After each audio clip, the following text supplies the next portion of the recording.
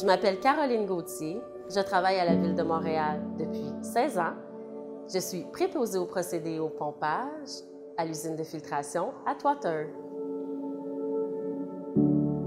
Quand j'étais jeune, mon père travaillait à l'usine de filtration Atwater. J'ai pu voir à quel point c'était une passion pour lui et à quel point il était fier de compter parmi ceux qui distribuaient l'eau potable à Montréal. Il a réussi à me donner la piqûre et j'ai décidé d'aller étudier dans ce domaine afin de pouvoir moi-même travailler à l'usine de filtration Atwater. Pour être préposé à l'usine Atwater, c'est important d'avoir un bon sens de la débrouillardise, d'être travaillant, rigoureux, d'avoir de la facilité de travailler en équipe et aussi d'avoir un bon jugement pour pouvoir intervenir en cas d'urgence. À l'époque, s'approvisionner en eau, c'était pas très facile. En 1642, il y avait des porteurs d'eau. Les porteurs d'eau, eux, ce qu'ils faisaient, c'est qu'avec leur seau d'eau, allaient directement dans les cours d'eau au pourtour de la ville, autant dans les étangs, dans les rivières ou dans les ruisseaux, allaient chercher l'eau et amenaient ça aux citoyens. En 1801, de riches marchands ont décidé de construire leur propre système de distribution. Ce système de distribution-là, il y avait beaucoup de problématiques. Premièrement, la quantité d'eau souvent était insuffisante. La qualité de l'eau était très insalubre à certaines périodes de l'année. Et puis, les bris étaient très fréquents. La compagnie, suite à toutes ces problématiques-là, a fait faillite. 1845, prise de possession du premier aqueduc de la Ville de Montréal. Par contre, les problèmes persistent toujours.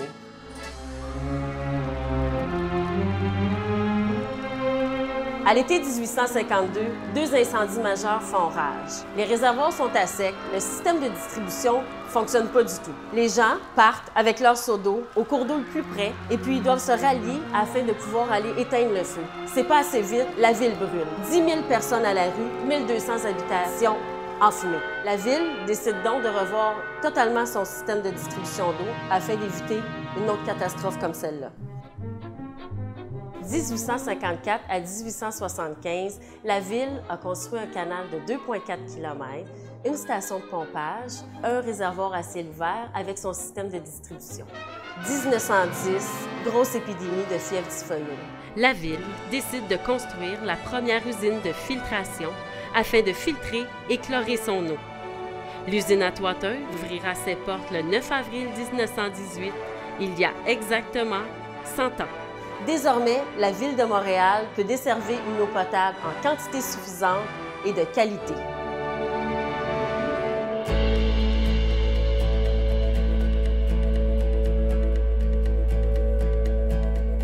Première chose que je fais quand j'arrive à l'usine, je passe à mon casier, prendre mon équipement. Ensuite, je me dirige vers la machine à café. J'en profite pour discuter avec mes collègues de travail, surtout prendre le pouls de qu'est-ce qui s'est passé pendant la nuit lors de mon absence. Ça me donne une bonne idée comment ma journée va se passer. Première étape très importante, le meeting du matin. Tous les corps de métier se réunissent avec le contremaître. Lui, le contremaître, c'est exactement ce qui se passe dans l'usine. Il va établir les priorités et dispatcher tous les gens afin qu'on puisse savoir avec qui on travaille et sur quel job on s'en va. Denis, nettoyage générateur à l'hypochlorite, à l'acide. Stéphane, à matin, tu vas aller sur la chloration. Toi, Constant, aujourd'hui, tu vas sur les analyses hebdomadaires. Tout est beau pour les jobs. Bonne journée, on se revoit plus tard. L'usine Atwater produit de l'eau potable 24 heures sur 24, 365 jours par année. Les objectifs de la production de l'eau potable, c'est de produire une eau de qualité qui réponde aux normes et de produire une eau en quantité suffisante. Nos défis au niveau de la production de l'eau potable sont de réduire, enlever et faire l'inactivation des éléments indésirables dans l'eau. Par exemple, la couleur, les goûts et odeurs, les micropolluants organiques, les métaux, les algues, les micro-organismes pathogènes. La salle de contrôle, c'est le cerveau de l'usine. C'est à partir de là qu'on contrôle l'entrée d'eau jusqu'à sa sortie. C'est aussi à l'usine Atwater que se trouve le centre de contrôle des réservoirs et du réseau de distribution du centre et de l'est de Montréal, dont la capacité des réservoirs s'élève à plus de 600 000 m3, l'équivalent d'environ 160 piscines olympiques. L'eau est captée en amont des rapides de la Chine. Ensuite, elle est acheminée dans le canal de l'aqueduc sur une longueur de 8 km jusqu'à l'usine Atwater. L'eau passe par des grilles qui enlèvent les plus gros débris. Ensuite, elle passe par 4 tamis rotatifs qui enlèvent les plus petits débris, dont les algues, les poissons, les petits morceaux de bâton. Notre eau brute est pompée jusqu'à la prochaine étape, l'ozonation. L'eau est acheminée dans des cuves de contact d'ozone. L'ozone est un gaz qui est injecté directement dans ces cuves et vient oxyder la matière afin de pouvoir la scinder et faciliter la prochaine étape de traitement. L'eau poursuit son chemin pour passer ensuite à la prochaine étape qui est la coagulation sur filtre. On injecte un produit chimique qui est l'alun et le produit va faire en sorte que la matière qui est chargée électronégativement, qui se répulse comme un aimant, elle va venir se coller tous ensemble pour faciliter l'enlèvement sur la prochaine étape, la filtration.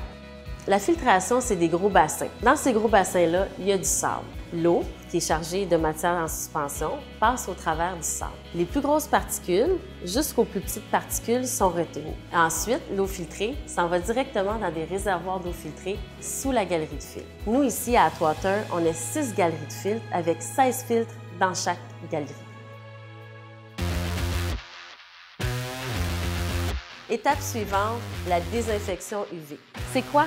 C'est l'inactivation physique des micro-organismes pathogènes. L'eau passe dans des conduites et est exposée à des rayons UV. Les rayons inactivent directement dans le noyau l'ADN des bactéries, virus et protozoaires. C'est un désinfectant ultra puissant.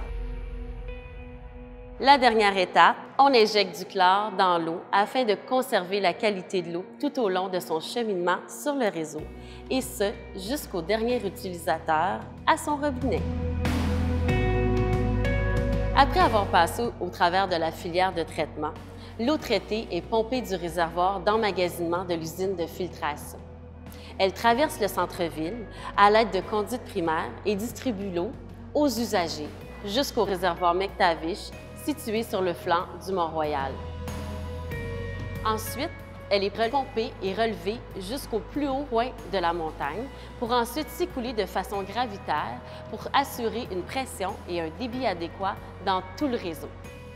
Après chaque étape de traitement, il y a des analyseurs en continu qui analysent différents paramètres. Les préposés doivent prendre des échantillons et faire des analyses dans leur laboratoire pour ensuite pouvoir corroborer si le traitement est efficace. Des analyses sont aussi prises et envoyées à notre laboratoire accrédité. En plus des nombreuses analyses effectuées dans l'usine, des échantillons sont prélevés sur l'ensemble du territoire pour contrôler la qualité de l'eau tout au long de son parcours.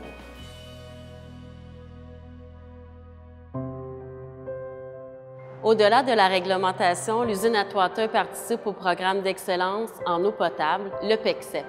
L'objectif du programme est l'atteinte d'une qualité d'eau exemplaire en tout temps, en visant les objectifs plus sévères que ceux de la réglementation sur l'eau potable québécoise, canadienne et américaine.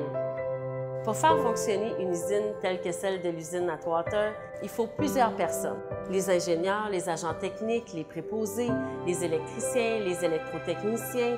On a aussi tout le soutien à l'opération. Les employés doivent avoir une bonne coordination ainsi qu'une bonne communication. Depuis les 16 dernières années, c'est pour moi une grande fierté de pouvoir faire partie de l'équipe de la production de l'eau potable de Montréal et de pouvoir desservir cette eau à plus de 1,8 million d'habitants.